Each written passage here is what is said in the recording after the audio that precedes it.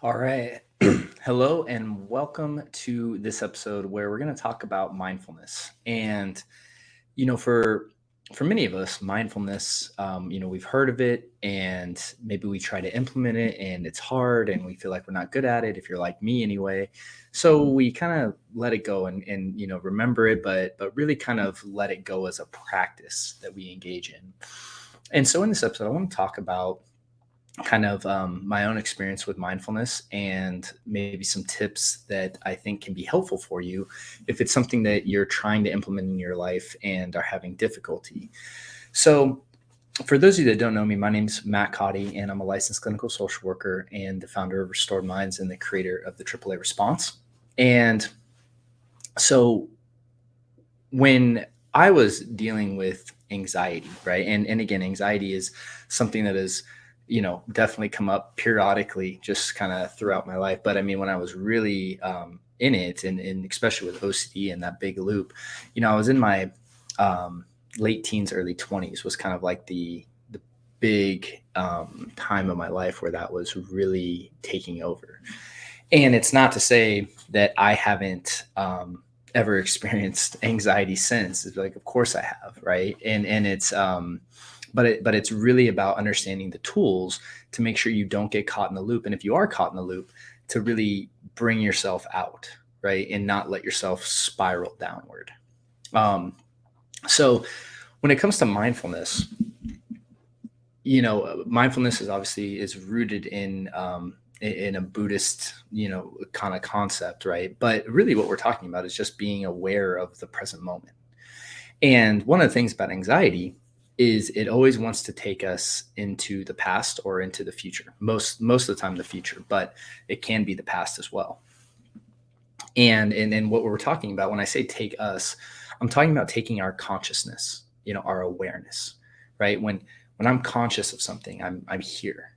If I'm at dinner with my wife, if I'm going to be conscious for the meal, it means that I'm not going to be distracted. I'm not going to be thinking about work or thinking about what we're doing next or something that's going on this weekend or whatever, right? I'm not what my consciousness, my awareness is going to be in the moment, right? Talking, enjoying the meal, eating, enjoying the presence of her, right?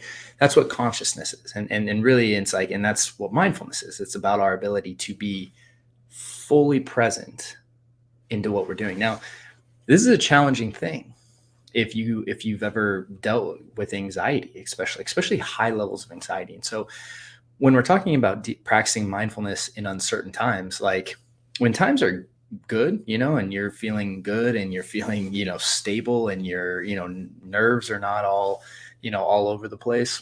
It's like, yeah, you can take a walk in the park and enjoy it. But the question is, how do we practice mindfulness when things are wonky, right? Or we're not feeling 100%. Because what happens is I feel like people try to use mindfulness, and I'm guilty of this myself, as a way to escape anxiety, right?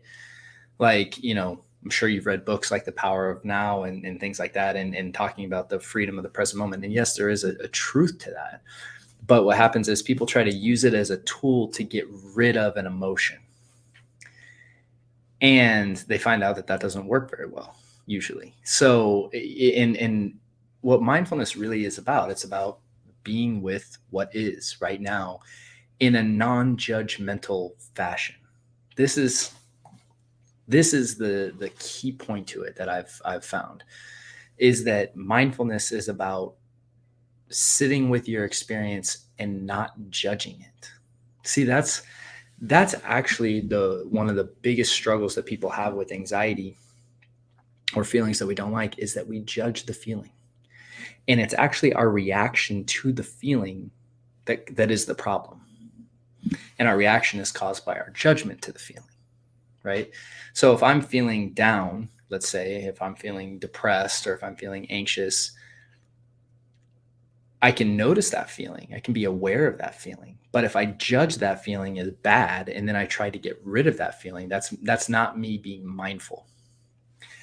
My mindfulness is me noticing the feeling noticing what's happening and not judging it and allowing it to run its course. Because the reality is every moment of our life is different. It changes. Change is the one constant in life. Our feelings cannot last. So when we are able to be mindful, what that first looks like is this idea of not judging our experience, not judging it. And yes, this is not easy to do, but again, it's something that we can practice. Mindfulness is a practice like anything else. So sure, we start with little things in our life, right? But because everyone wants to first go into the feelings and like their intense feelings and how do I use mindfulness to get rid of this? One of the things that we want to do with mindfulness is just start being more mindful in the easy times. So like when we're brushing our teeth or we're taking a shower or we're eating or we're, walking, right? Just kind of shifting our attention into that moment and saying, how can I be fully present right now? How can I be completely present for this moment? And one of the ways to do that is, again, to start listening to your senses. What do I hear right now? What do I see? What do I smell? It's like these senses allow us to anchor in to the moment. And the first real step of mindfulness is just becoming aware of when you're not mindful. That's actually the best way, in my opinion, to when we're dealing with uncertain times or we're dealing with high emotional states. Okay, well, how do we practice mindfulness at that time? One of the best things we can do is just start noticing when we're not aware or when we're distracted, when we're lost in thought. And that one notice that you have, or that one time that you're saying, oh shoot, I'm lost in my mind again, or I'm ruminating, or I'm thinking about this, or whatever it is. It's like that moment when we're able to just say, oh, I'm lost. Okay, come back, right? And anchor ourselves back into the present. That is right there. That's what mindfulness is. That's what practicing mindfulness is. It's just this awareness, right? And instead of continuing to be lost in our minds or continuing to ruminate or be thinking about the past or future, we're able to shift our consciousness and our attention back to the present. And yes, ideally we'd like to try to stay there for a few seconds, right? And then eventually, sure, we're going to get lost again because that's just part of the practice, right? And the more and more we're able to bring ourselves back and even become aware of when we're not conscious or when we're lost in our thoughts, that's what's going to help us come back to the present. So when we talk about how to practice mindfulness, and I might make a few different episodes on this in this series because there's so much to talk about, but the first thing is really becoming aware that we're lost. That right there is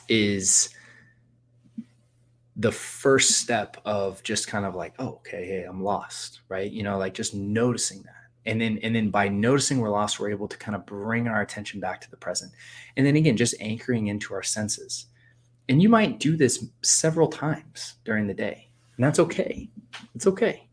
But when we're talking about how to practice mindfulness, it starts with a little practice and then builds, and then it gains more of a presence in our life and becomes easier and easier and easier. And again, I'm by no means perfect at this, by any means, but especially during heavy emotion or stressful times, just giving yourself that self-compassion of saying, I'm just going to practice being aware of when I get lost. That's going to be a much more achievable goal than trying to be mindful the whole day. Because what happens is as soon as we start getting lost in our thoughts or something like that, we start beating ourselves up and judging ourselves. Oh, I suck at mindfulness. I'm not going to do this anymore. And we don't want that, right? We want a very self-compassionate view towards this practice because it's hard. It's a hard thing. And so when it comes to mindfulness, first, just noticing in that awareness of when you get lost in your mind and being able to bring yourself back, that really is the first step of being mindful, right? And then we start to move into the idea of being non-judgmental towards our experience, right? And just embracing what is happening right now in this moment, just as it is, not trying to change it. And especially when it comes to our thoughts and feelings. And the more we can do that, the less we resist the experience and the quicker it actually passes. Because again, our resistance to the experience, especially when it comes to OCD and anxiety, is actually what the problem is, not the experience itself. So, I hope this was helpful. And this is kind of just some quick tips on just how to practice mindfulness during these uncertain times. It's not really, I don't want you to focus on being completely mindful as much as these little nuances of just being aware of when you get lost. That's practicing mindfulness right there. You're initiating the practice. Okay. So set realistic goals for yourself in this practice. And again, work at little things throughout the day. And because that will propel you to keep doing this. And then your practice will grow and deepen as you continue on the path. So hope this was helpful. And again, if you're wrestling with OCD and anxiety, we have some links right down in the notes for some resources. Also at restoredminds.com, we have different ways we can support you on our journey, on this journey, whether it's, our online trainings, our coaching programs, our group programs, and we are here to support you. So please, if you are struggling, don't go at this alone. Again, reach out to us and let us know, if you are interested in working together, because, we're here to support you. And then on this series, I'm going to be doing some more. I think I'm going to continue this series and dive into mindfulness a little deeper as we continue on. So I hope you guys have a wonderful week, and I look forward to seeing you on the next episode. Take care.